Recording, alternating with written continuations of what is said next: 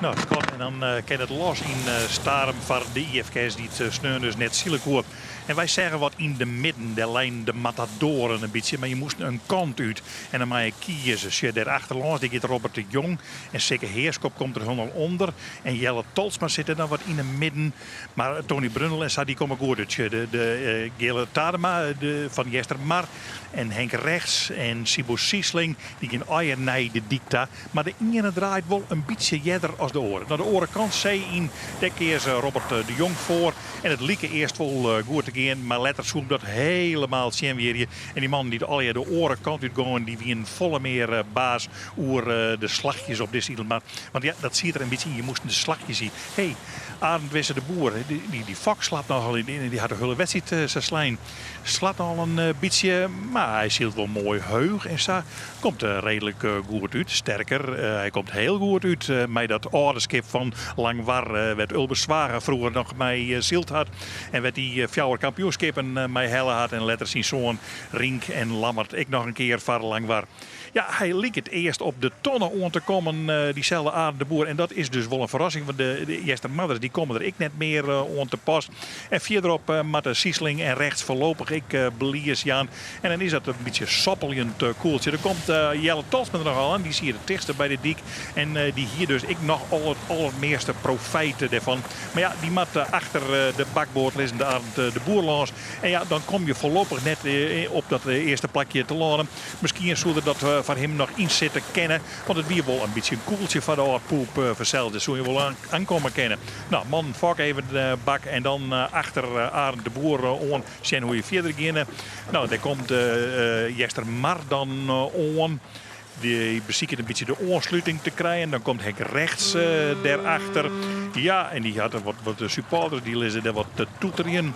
Nou, en wat komt dan verder? Romke de Jong, show hem daar oer stuurboord aankomen. Die mat dus oeral achterlangs. Ja, dan zit Sibo Siesling daar als achter Henk Recht. Ja, dat is prima van Sibo Siesling, maar die had het on nota dreighaan in de tarriering. Want het woernet. Nou, het woerjoert wel aardig.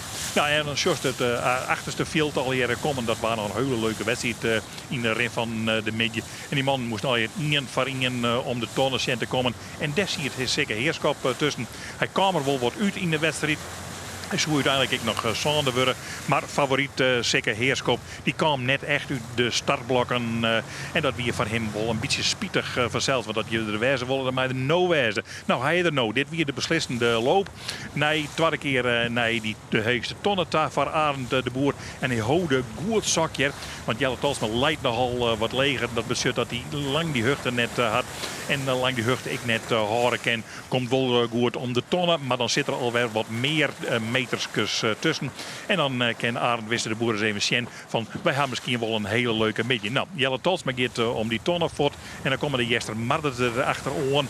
En dan is Sibo Siesling. Sibo Siesling is daar kwam. En showen we dan Henk Rechts net meer. Ja, die showen wel, maar die vat uw stuurbord. En die zal wel achter Sibo Siesling langsmatten. En dat is zo'n prachtig gebeuren hier.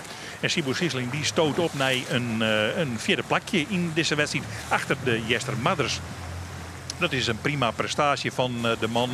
En dan komt de rest van het veld. Tony Brundel die zet in Romke de Jong aan de kant. En die komt dan als Seisdommeton en die begint te zieken. En ik zei al, als Sander komt dan zeker Heerskop terug. En die beziekt de aansluiting kunt krijgen. Maar dat is hier nog net het geval. Want dan moet er al een peer passeren vanzelfs. Nou, de Arend de Boer, weg voorop, bloed voorop. Elke keer die heugde tonnen, dat is goed. En Jelle Tolsma daarachter. Zie het ik mooi op plakje. Maar die man die er ik net zo volle mee voor. Want er zie het maar één slag in Huldit. En dat wie het dan. Henk Rechts in ien zoals treden. Ja, Sibo Siesling en de Jester Mothers die hebben bij die tonnen. Dat zit de klingen dat ze er net meer uitkomen. En Henk Rechts die scoot dus terug. En deze man, die Jester Mothers, is koos zelf naar een vierde plakje te. En dan had Tony Brundel, die komt daar mooi bij. Die komt in de kopgroep te landen eigenlijk. En achterin is het al je drama. Je moet een eeltje, een strafrondje, meisje. En het kan maar krek van Robert de Jong. En zo nog op een rare roek botsen kennen. Dat wie al alleer net lekker. Hier zit het ik dan zo lekker. Dan komt er iemand tussen toch de jonge Rijn. En dan moet de Rader Roek zitten van ho, ho, ho. En die hier de protestvlag al in de Soelmek gaan kennen. Nou, dan moet Erik Jonker ik een rondje meisje. En dan komen de laatste man eraan. Walter Friers en Freddy van der Heijden en Kees van der Kooi. En die zullen in de rin van de wedstrijd laatste bedoelen. Maar highlight voorop. Arend de Boer. Waar kampioen met de Oeral Thuis in de beide voorgaande zaken. En nee, net met de Oeral Thuis. Maar ik zeg, dat is het skip wat Ulbe Zwager nou kocht had en mij in de C-klasse zielt. En nu moet er ineens mijn een oorskip zielen. En dat gaat hem heel, heel goed oud.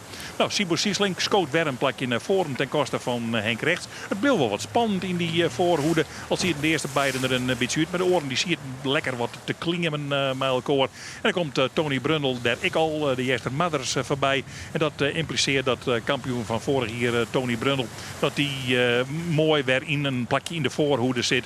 En dan zit er bleed op het helmhoutje, want dan kennen dat via de redden. En de eerste Mothers komen daar dus achterom. Dat is de kopgroep. Nou.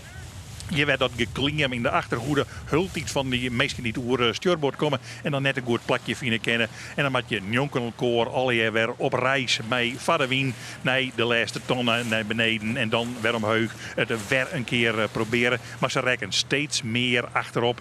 En dat betekent dat ze minder hun nog die Singeliers die had dan protest in hem van de Eelkje. Maar deze man die slaat op dek. Die wie de absolute winnaar van Joert. Arend Wisse de Boer met zijn man net eerst een volle meesken aan boord. Een lekker mooi zielen en dan een prachtige overwinning. En daar is ze verschrikkelijk blij mee. Maar dat zal Arend zelf wel vertellen.